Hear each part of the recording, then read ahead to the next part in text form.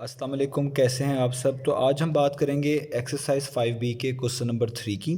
तो मेरे पास ये बुक 1 है जिसको हम D1 भी बोलते हैं। उसका चैप्टर नंबर 5 चल रहा है जिसका नाम है linear equations and simple inequalities. तो आपको पता है कि मैंने इस चैप्टर के लिए सेपरेट प्लेलिस्ट बनाई हुई है जिसमें इस चैप्टर की तमाम एक्सरसाइजेज के सॉल्यूशंस मैं अपलोड करता रहता हूँ। उसका लिंक मैंने डिस्क्रिप्शन में दे रखा है। अगर आप उसमें इंटरेस्टेड हो आप लोग वहाँ पे चेक कर सकते हैं। बाकी एक्सरसाइज में से किसी भी क्वेश्चन का सोल्यूशन आपको वहीं पे मिलेगा। तो आइए स्टार्ट करते हैं हम। तो क्वेश्चन नंबर 3 में लिखा हुआ है if S is equal to 4πr² find. हमें यहाँ पे जो इक्वेशन एक गिवन है जिसमें लिखा हुआ है एस जो है वो इक्वल है 4πr² के। आप देख सकते हैं यहाँ पे बेसिकली दो आपको लेटर्स नज़र आ रहे हैं, एक एस और एक आर। तो इनकी वैल्यू फ्लक्चुएट करेगी। ये यहाँ पे एक तरह का वेरिएबल का रोल प्ले कर रहे हैं। हमने वैल्यू निकाल के दिखानी है। फाइंड लिखा हुआ आगे क्या, दो पार्ट है। पहले तो वैल्यू ऑफ एस निकाल के दिखानी है। लिखा हुआ है the value of S when R is equal to tell whole number 1/2। S की वैल्यू निकाल के दिखानी है जब आर की वैल्यू बताई हुई है।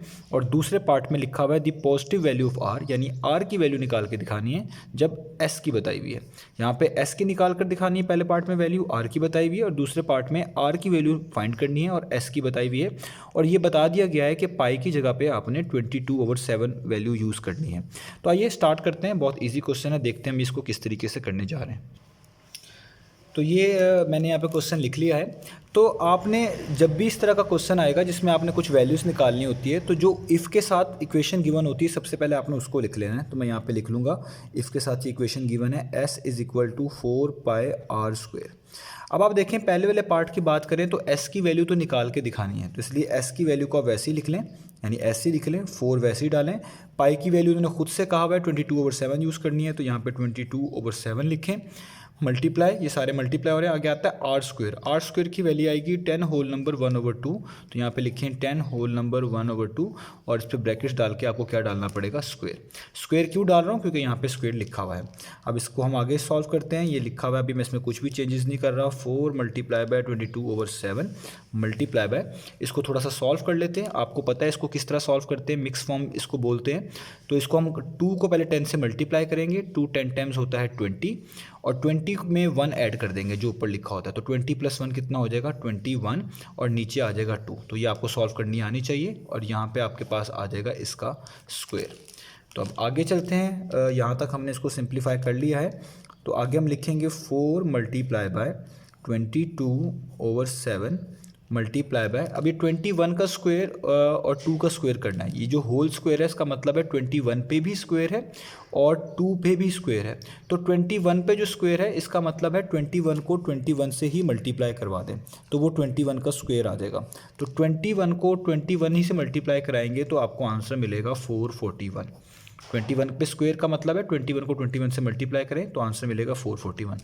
और 2 के स्क्वायर का क्या मतलब है, 2 को 2 से ही मल्टीप्लाई करा दें तो 2 मल्टीप्लाई बाय 2 कितना होता है, 4। तो ये आप लोग जानते हैं, मैं यहाँ फिर भी लिख लेता हूँ, कन्फ्यूजन ना हो। 21 के स्क्वायर का मतलब है 21 मल्टीप्लाई बाय 21, जो कि आंसर आएगा 441।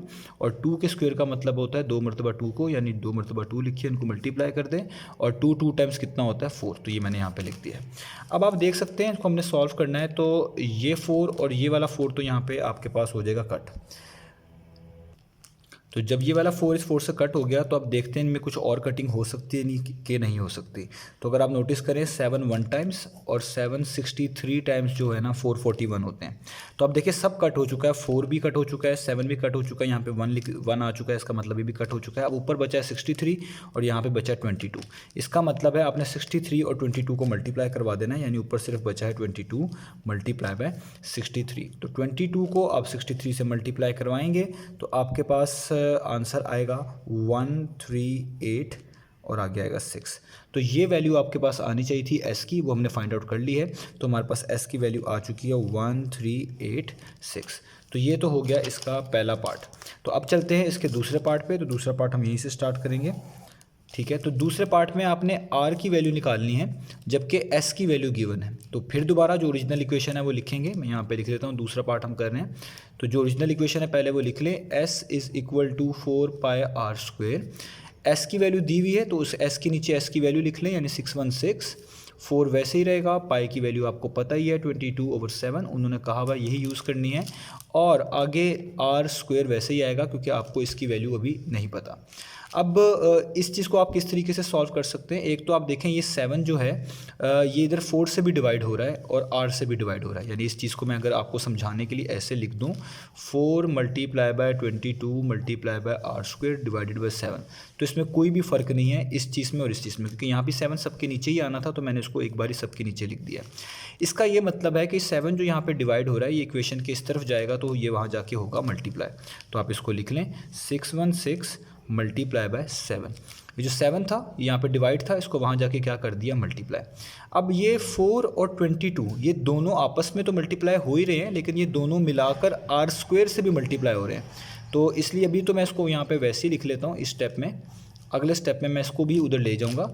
तो देखें ये दोनों चीज़ें यहाँ पे इससे मल्टीप्लाई हो रही हैं, तो ये भी वहाँ जाके क्या हो जाएंगी डिवाइड, यानी अगले स्टेप में आप लिख सकते हैं 616 multiply by 7 divided by 4 multiply by 22 और यहाँ पे आ जाएगा सिर्फ r स्क्वायर। तो जो चीज़ें मल्टीप्लाई हो रही थी वो यहाँ के डिवाइड हो गई, जो डिवाइड हो रही थी 7 की सूरत में वो वहाँ के मल्टीप्लाई हो गई हैं। तो अब हमने इसको सॉल्व करना है, तो देखें 4 और 7 तो आपस में नहीं कट सकते, तो अब हम देखते हैं क्या 616 और 4 आपस में कट सकते हैं। तो आप देखें 4 को अगर आप मल्टीप्लाई करा दें 4 1 टाइम्स और 4 को 154 से मल्टीप्लाई करें तो आपको मिलता है 616, यानी 4 1 टाइम्स और 4 154 टाइम्स कितना होता है 616, तो ये तो इसमें कटिंग हो गई। अब इसके अलावा 154 और 22 भी कट हो सकते हैं, तो 22 1 टाइम्स और 22 7 टाइम्स जो होता है ना वो होता है 154, तो यानी सब चीज़ कट हो चुकी है, ऊपर एक 7 बचा है और इधर भी ये वाला 7 एक बचा है और यहाँ पे बचा है r स्क्वायर, ठीक है। और 7 को 7 से मल्टीप्लाई करें तो इसको आप ऐसे लिख सकते हैं 7 का square is equal to r square, क्योंकि जब दो चीज़ एक जैसी होती है मल्टीप्लाई हो रही होती है तो जितने टाइम्स वो आ रही होती है वो उनकी पावर आ जाती है। तो 7 2 मरतबा था तो उसकी पावर कितनी आ गई 2 और यहाँ पे नीचे 7 आ गया। अब क्योंकि आपको r की वैल्यू चाहिए, आपको क्वेश्चन में कहा गया r की वैल्यू चाहिए और पॉजिटिव चाहिए, तो पॉजिटिव वैल्यू r की निकालने के लिए आपको यहाँ पे ये स्क्वायर रूट लगाना पड़ेगा, क्योंकि यहाँ पे r पे स्क्वायर आ रहा है, मैं r पे स्क्वायर नहीं चाहिए, तो आपको लिखना पड़ेगा taking square root on both sides. तो आपको पता है स्क्वायर स्क्वायर रूट से कट जाता है, इधर भी स्क्वायर स्क्वायर रूट से कट जाता है, तो आपके पास r की वैल्यू आ गई सिर्फ 7, क्योंकि स्क्वायर स्क्वायर रूट से कट चुका है। आप लोग जानते हैं स्क्वायर रूट की दो वैल्यूज़ होती हैं, एक पॉजिटिव और एक नेगेटिव, क्योंकि क्वेश्चन में लिखा हुआ है सिर्फ पॉजिटिव चाहिए तो नेगेटिव इग्नोर कर देंगे और सिर्फ पॉजिटिव आंसर ही हम यहाँ पे कोट करेंगे। तो हमारे पास r का आंसर आ चुका है जो कि 7 है और यही हमने फाइंड आउट करके दिखाना था। तो ये हो गया हमारे पास एक्सरसाइज 5B का क्वेश्चन नंबर 3।